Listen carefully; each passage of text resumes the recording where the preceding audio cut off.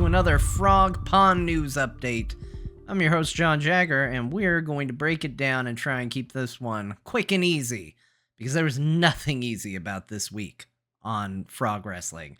Everything went wrong, everything was weird, everything was wacky, and you know what? I love it. Sometimes you gotta get a little crazy, and I was happy to see that things got, well, a little bizarre this week.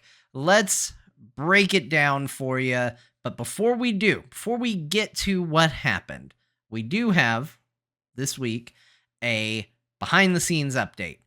I have messed around with this tag team tournament mode, and for whatever reason, even though I keep building it on my custom match type, every time I do a match in it, it goes back to the default tag settings. No KO, it doesn't do elimination, and it just kind of messes up. So we built the brackets, we know what the matches are supposed to be, and we'll just use the power of imagination to go through those matches, and we'll just manually set them up to make sure the match type's right going forward.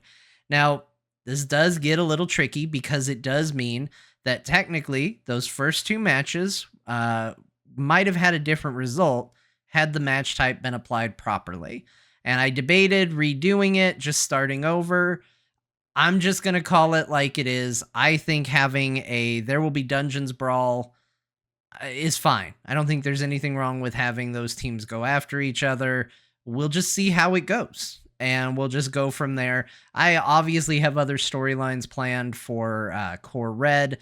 Kyle and Garrett are pretty much the perpetually existing tag team in the division. Like, nobody's ever going to bat an eye if they pop back up and do something.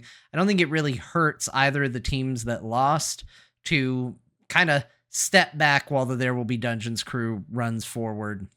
And it does make it more exciting for the lower bracket that's coming up this week to see who they're going to be going up against. And is this going to be a There Will Be Dungeons win, or what's going to happen with that? So I think it's fine, ultimately, and that's how we will do it. So we're going to keep going with the tournament. I'm not going to use the in-game stuff to do it. We're just going to use our imaginations. Sometimes that's what you got to do. All right, let's break down the week that was before we get to the week that is. So last week we opened with this tag team tournament that we're talking about. We saw Kyle and Garrett grinding gear going up against Stanley Billings and Diane Tallis, who have teamed up before for tag team matches and never been successful. This time, though, they pulled off a win. Two foes, frenemies, you might call them, working together for a common good, and they got it done. Did quite a good job. After that, we had our Falls Count Anywhere match between Dan Patrice and Ben Bumhofer. I stupidly said, this time there's not going to be any shenanigans, and then Ben's arm glitched out for the entire fight. It was a spectacle, to say the least, but definitely not a definitive winner in this feud. And it's going to get even more interesting this week, because these two, who have now had two great matches against one another, well, great, wacky matches against one another, they're going to be on a tag team together, seeing if they can work together and get a victory. So we're going to have to see how that pans out, and hopefully Ben's arm can stay where it's supposed to be. After that, we had a women's grudge match, Monica Stone versus Nicole Spagnuolo. This match looked like it was going to be Monica throughout the entire thing, but Nicole, continuing this crazy winning streak that she's had, picked up almost a stolen victory here right at the end and managed to get a win. A lot of people thought it was a bit of a controversial win for Nicole, but Nicole continuing to get these victories, and as long as she's getting them, I think her opponents are going to get more and more challenging, and she might be the first legitimate competitor for Kim Johnson's Women's Frog Pants Championship. And it's amazing what happens when a wrestler gets a new coat of paint. In this case, that means clothes, because that's all I changed. It was clothes. After that, we did continue the tag team tournament. We had the Heroes of the Waste versus Core Red, this being Scott Johnson and Brian Dunaway. I thought it was going to go to the Heroes of the Waste. Then I thought it was going to go to Core Red, and then it ended up being the Heroes of the Waste in the end anyway. This was a crazy long match, and it was an event. And ultimately, it was the Heroes of the Waste that picked up that victory. And now, next week, we are going to see Stanley and Diantalis versus, frenemies again, with the Heroes of the Waste being Varel and Nash, to see who's going to go on to that final round and potentially challenge for the tag team titles. Now, we did have one more match. That was the I Quit match between John Jagger and Tom Merritt. Now, this was an intriguing match because Tom Merritt has the Money in the Bank briefcase. He can make any match he's a part of a title match for the Frog Pants Championship. This match type also greatly favored him, and if you remember from last week, I was the one who picked the match type, and he chose not to cash in. Proved to be a smart decision because Tom got knocked out very suddenly, very abruptly, a fast finish on this type of match. But I can say now, the reasoning behind this, it's no secret why Scott recruited Tom.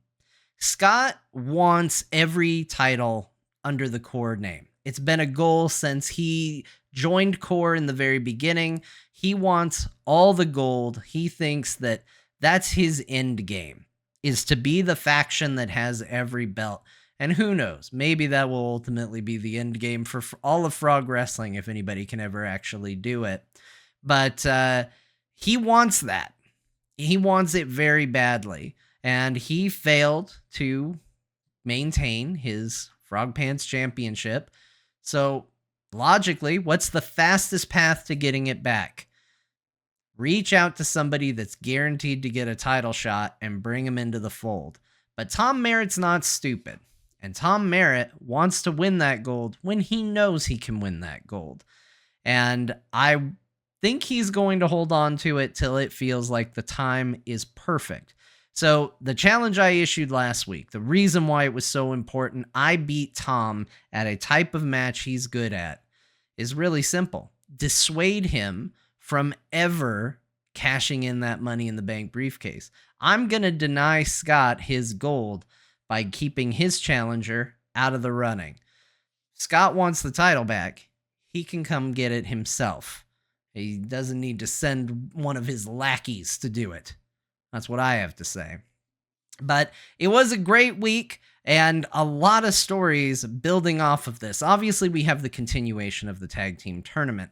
This week, we are going to see Ben and Dan Patrice teaming up together. We're going to see an unlikely alliance between Tom Merritt and Mark Spagnolo. They've been kind of forced together. Mark, not a part of Core Red. Tom Merritt, he's going to be looking for revenge, and he has the potential to get it because we also have John and Bo in this bracket this next week as well. We're going to see a lot more women's matches this week as that division kind of heats up and we start to see a lot more competition there. So it's going to be a good week of Frog Wrestling. We're going to have the tag team issues hopefully ironed out, because the thing is when it's working and it's working well, I really like it. I think it's really good. At least a really good compromise. In a perfect world, WWE 2K14 tag team matches, 24. What year is it? 23. That's it. That's the one. Those matches would just be good, right? Like, it would just be a match type that you could pick and it would be entertaining and it wouldn't be too long. It's not exactly how it works. It's not exactly how it's designed to work.